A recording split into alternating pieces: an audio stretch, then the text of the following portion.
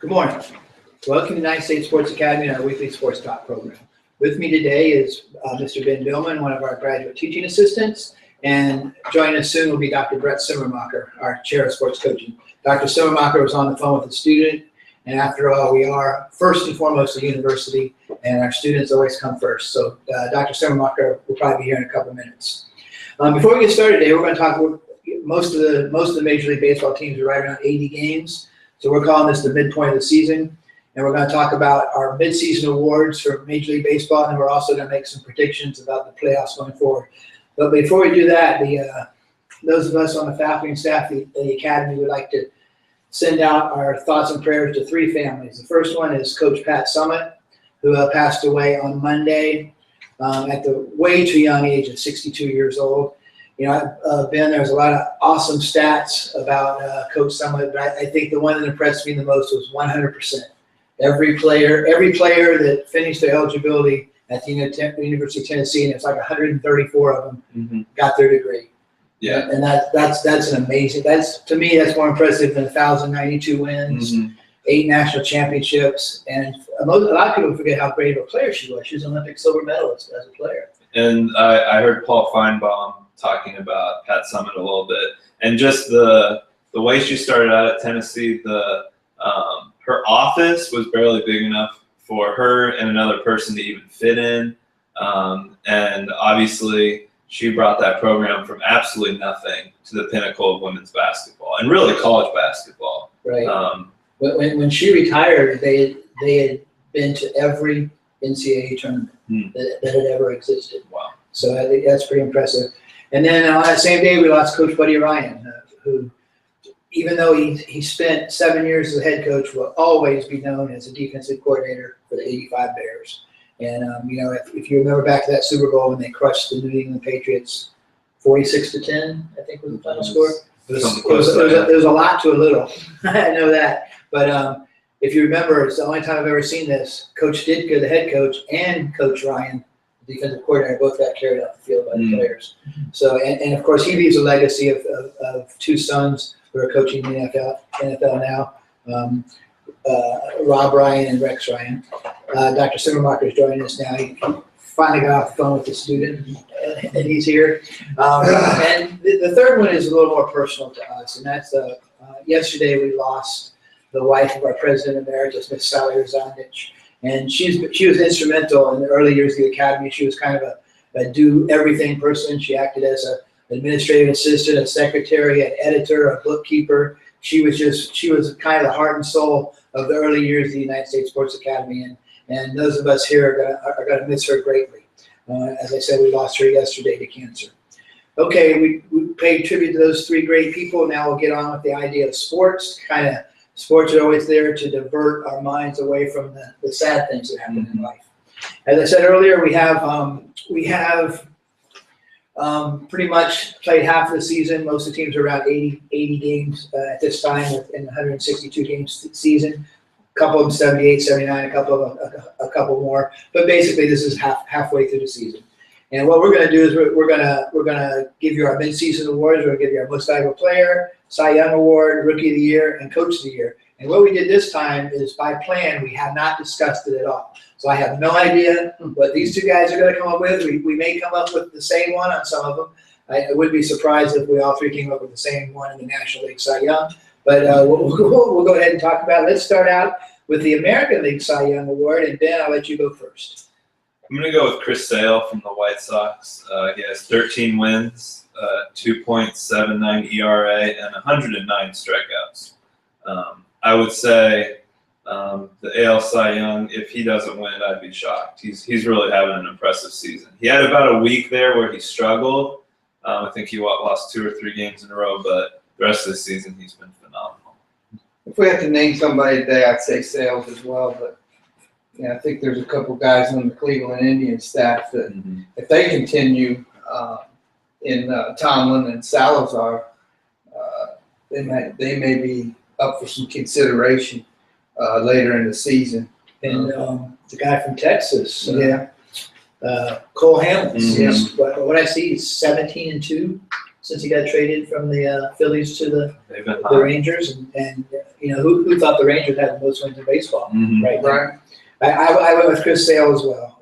I think the 13-2 record has been talked about. One stat I like to look at the pictures is WHIP, walks and hits per inch pitch, and anytime you're under one, it's pretty stout. Pretty impressive. And he's sitting at .982 right now. So we all three agree on the American League Cy Young. How about the National League Cy Young? Brad, I'll let you go first. I'm gonna go with Kershaw. You know, he's 1.79 ERA. It just does it all for them. Yeah.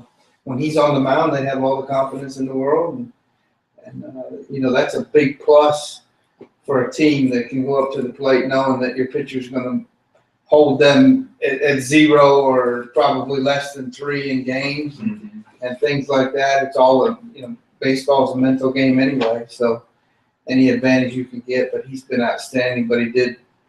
Was it last outing that he was Monday night. Yeah, Monday night. He Gave up 4 runs. has a little bit of an injury, so the only time's going to tell with that. Mhm. But right behind him though is Jake Arrieta. Mhm. So, but I'd have to go with Kershaw today. I go with Kershaw too. The two stats that jump out: 145 strikeouts and only 9 walks. And I would have to do some research on that, but I'm sure some of those walks may have been intentional. Yeah, he actually walked a guy intentionally Monday night, and they said that was his first intentional walk in like 3 seasons. Okay, So he really has 8. really 8 walks, but I mean, how awesome is that? And his whip is .727, so that's scary. That is. You know, he's not quite there yet, but he's getting close. we may be able someday to start comparing him to another lefty that pitched in Dodger land, whose last name started with a K. I'll just leave it at that. I went with Kershaw as well. In fact, I wrote an article in the Sports Digest a couple years ago saying that it wasn't fair to compare Kershaw to Koufax, but you know, if he does it for a couple more years, it becomes a legitimate comparison. So we agreed across the board, both leagues in the Cy Young. Let's go to the American League Most Valuable Player. Should I start us off? You should. I will go with Jose Altuve of the Astros. This one, he's having a phenomenal season, and I was talking to you a little bit earlier about the Astros, how poorly they started, and as they've gotten better, Altuve's gotten better. He's kind of been the leader in the clubhouse, kind of leading them back in the AL West. Hopefully, he can continue. He's having a phenomenal season. I think right now, if I had to vote today, it'd probably be Altuve as well. But I think Edward Encarnacion is not too far behind with his. You know, he's 21 home runs, 69 RBIs, leading the league in RBIs. You know, Toronto's still in the hunt wild card wise. So they've got. We really didn't talk about this. I promise. But anyway, if I had to vote today, it would be Altuve. I picked Jose Altuve too. He's hit .350 with 13 homers and 45 RBIs, and it has a slugging percentage of .559, which you don't think about him as a slugger, and a OPS, which is on base percentage plus slugging percentage of .986. And when you get close to 1,000, you're getting into Babe Ruth and Barry Bonds territory there. So an incredibly productive season so far. And like Ben said, you know, we'll talk a little bit about playoffs here in a minute. The Astros are in the thick of it again, even after their horrible start. Okay, how about the National League? I'll start with you. You know, I think if the Cubs continue, it's got to be somebody from the Cubs. But it's very difficult for a pitcher to win because they're, you know, every 4 or 5 days. And, you know, people want everyday guys. And Chris Bryant's playing as well as anybody in the National League. So right now, if I had to vote today, with the way the Cubs have played the entire season, I'd go with Chris Bryant. The other night, he was the first player in the history of baseball. He had 3 home runs and 2 doubles in the same game, which I found interesting because that doesn't seem like it's that strange. Yeah. For a power hitter, you know, there's been 20-some games with 4 home runs, but never a game with 3 home runs and 2 doubles. Testing. Okay, Ben. I'm going to go, I was thinking Kershaw, and I also thought about Arrieta and Bryant, but I'm going to go with Nolan Arenado from Colorado. I know playing in Colorado, your stats can be a little inflated because of the elevation difference, but 21 home runs, 88 hits, and a 296 average. Colorado's not having the best year, but he's having a phenomenal year. I actually went with Nolan Arenado as well, 296, 2165, 956 OPS. And another thing, if you've ever seen, if you watch Baseball Tonight regularly and the top 10 plays, this dude is phenomenal defensively. And he's playing third base in 79 games this year, and he's made one error. Mm-hmm. And I think he's going to win the Gold Glove. I mean, I actually, if I was voting today, the person I would put in second place is Kershaw. Mm-hmm. And you talk about it being hard to win a thing, but you look at the stats; they're 15-2 when he starts, and like 9 games under 500 when anybody else starts. So we finally had a little bit of a disagreement. We got. I think we'll probably move away from each other a little bit on this one. I'll start with you, Ben. American League Rookie of the Year. Yeah, this one was hard. Again, it's so early in the season. The rookies can fluctuate so much, but my brother-in-law is a big Tigers fan, and so I went with Michael Fulmer, who's working his way into the rotation of the starting pitchers in Detroit.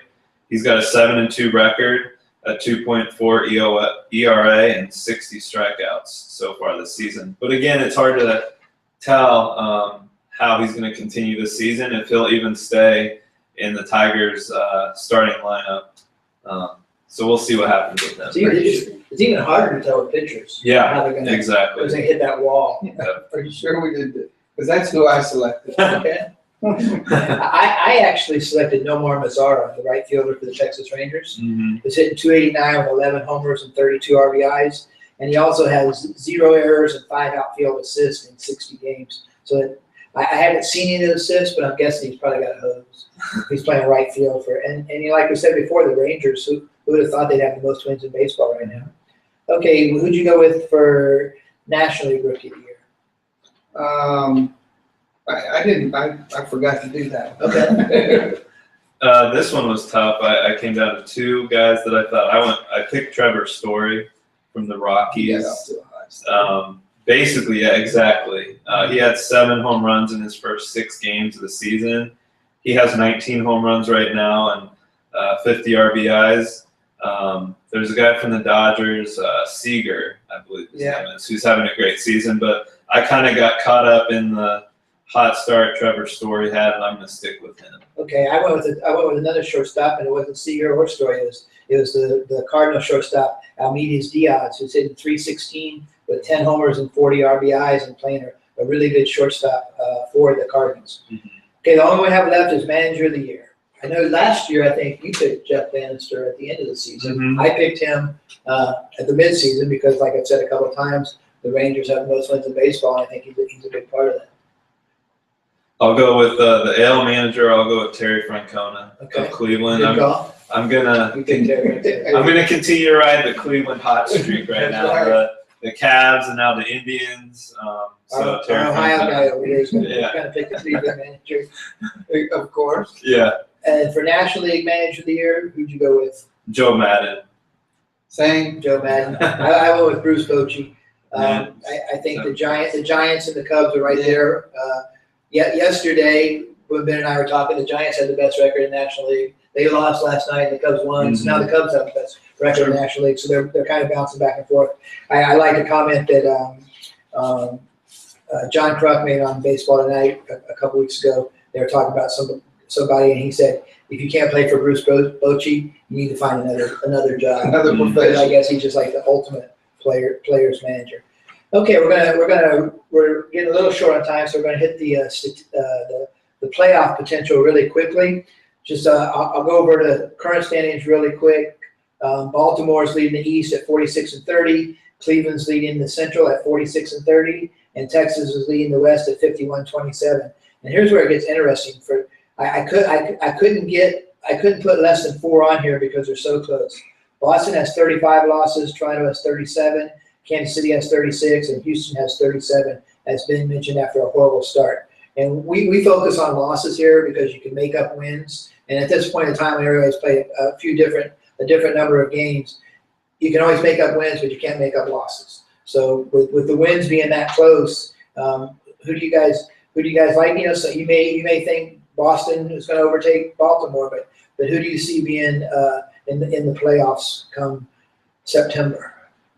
In the American League? Yeah. I think Baltimore's going to stay there. I think they're going to continue to get better. I like Showalter. Hopefully Cleveland can continue their hot streak. Obviously, they're on an 11-game streak right now, but those streaks are made to be broken. Texas is playing as well as anybody, of course, with 51 wins. And I think out of the wild card teams, I think Kansas City and Boston are going to get in. Okay. I'm with you on Baltimore. I think they win the East. I think Kansas City comes back to win the Central. Texas, I believe, will win the West. And then I have Cleveland and Houston as the 2 wild card teams. Okay.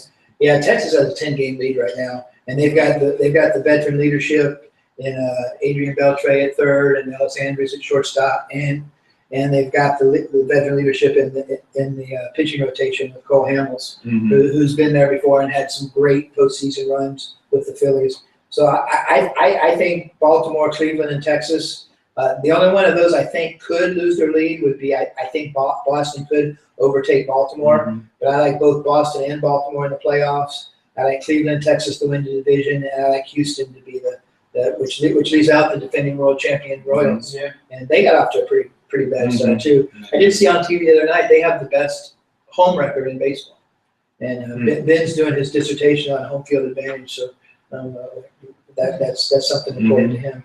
Okay, in the National League, we have Washington leading the East at 46-32, the Cubs leading the Central at 50-26, the Giants leading the West at 49-30, and by the way, it is an even number year, so you got to consider the Giants strongly being world champions in 2010, 2012, and 2014. Wild card contenders, and this is where it really gets interesting because all 4 of these teams have 36 losses, exactly the same number of losses. Miami, New York Mets, St. Louis Cardinals, LA Dodgers. So Ben, what do you think? Who do you think is going to come out of the National League? I think the 3 division leaders are going to stay there. Washington, Chicago, and San Fran. I don't see those changing. I think the Mets, I think they're going to start getting hot, and then the Dodgers. Those are my 2 wild card teams. Okay. I'm going to agree on the top 3, Washington, Chicago, and San Francisco, but with a couple of pitching injuries with Syndergaard and can't remember the other one that's got an injury with the Mets right now. But, it's all going to depend on that coming down the stretch. But I'm going to go St. Louis and LA. St. Louis and LA? Yeah, the Mets, if all 4 of those guys are healthy, are scary in a playoff. The Giants, we talked about this yesterday. It's been proven in this current format that you can win with 2 great pitchers. The Giants right now have 3 number 1s with Madison Bumgarner, Johnny Cueto, and Jeff Samardzija. And their weakness is at the back end of the rotation, but you don't really need those guys that much in the playoffs. So I like the Giants, the Cubs, and the Nationals as well to win the division. And I like the Mets and the Dodgers. Is that what you said? No, I said Cardinals. I said Mets and Dodgers. I like the Mets and Dodgers too. Surprising that the Marlins are hanging in there, and whatchamacallit really hasn't hit yet. They're big dogs. Stanton, and they've got Ichiro closing in on 3,000 hits. When he does hit it though, it goes a long way. Stan. Yeah. He hit one early in the season. He had a line drive yesterday, or 2 days ago. He had a line drive over the shortstop's head, and I think it hit the wall in left center field before the left fielder or the center fielder took 2 steps. I mean, it was just a rocket. Okay, real quick, we won't go through round by round, but who do you like as the 2 teams in the World Series? Brett, you try first. I think in the American League, I think Baltimore is going to get over the hump and get to the World Series. And in the National League, I think the Cubs. We must be psychic. I picked the 2 exact same teams. I don't know why I agree. I think it comes down to managing. Yeah, and I think Baltimore has been there the last few years. I think this is the year they get over the hump. I think I like Texas and San Francisco. I'm a Giant fan, full disclosure, but I think that you can't buck the trend of them winning it every even year. And 2 years ago they won it with one great pitcher. Now they've got three, so we'll see what happens there. I would like to see the Marlins do well and see Ichiro play in the playoffs, but I don't think that's going to happen. I was thinking about this the other day. Are there any right now playing? Are there any absolutely no doubt Hall of Famers? And I think Ichiro is the only one. Everybody else has to do it for a little longer. I think we all agree that if in 3 years from now, if Mariano Rivera isn't a unanimous Hall of Fame selection, then we need to reinstitute public flogging for the folks who don't vote for him. But I think of the current players, I was trying to think if there's anybody else. Would Pujols be? Yeah, Pujols will be close. He might be there. Yeah, it's going to be interesting to see how Pujols goes because I don't think so, but I'm sure there are people out there who suspect. And that's the sad to me. And I've gone on record as saying I believe that the performance-enhancing drugs should be allowed, as long as they're under the care of a physician and given in the right dosage. But the real sad part to me of the performance-enhancing drug era is guys like Chris Davis of Baltimore, who all of a sudden bust out and have super years. Their home run season total best ever goes from 20 to 40. Everybody automatically is suspicious of them. Now maybe this is a different discussion for a different day, but David Ortiz, would he be considered a first ballot guy? He would. He's going to be right there. He would without the and he's a confirmed. He tested positive. Exactly. That's why I'm saying that could be a long discussion. Barry Bonds and Alex Rodriguez never tested positive. Well, that's a whole nother show too. It is. We can talk. I think Pete Rose should still be in the Hall of Fame. I mean, we can go all and on. We could talk about that for hours. Yeah. Well, it's been kind of a sad beginning of the week, and we talked about earlier in the show. Hopefully, we diverted people's attention away from it and got back to the games for at least 25 minutes or so. It'll be interesting to see. We'll probably do a show near the end of the season when the playoff teams are set, making our playoff predictions, and we're on record now, so we'll see how well we did. I picked Miami and Florida to be in the championship series at the College World Series, and they both went 1-2 barbecue. So we'll see how this one goes. We hope everybody has a great week, and we'll see you next week here at the United States Sports Academy on Wednesday morning at 11:30 a.m. Central Time. Have a great week in sports, everyone.